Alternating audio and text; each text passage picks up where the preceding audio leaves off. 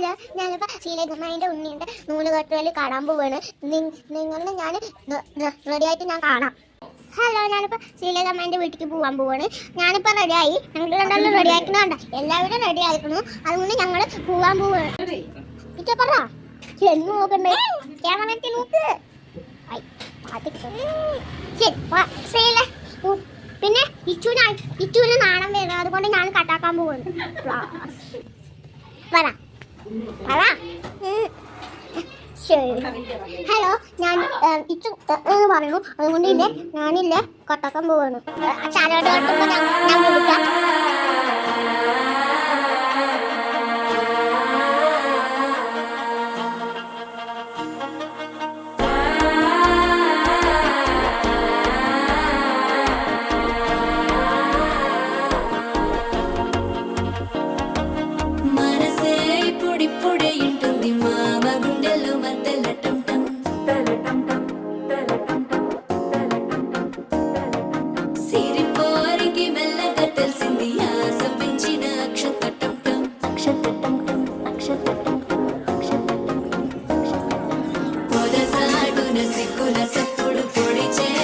పొద్దులగిచ్చుడు వేడి పంచే కోకంచే అల్లుకుంటే అల్లుడు తగ్గడు.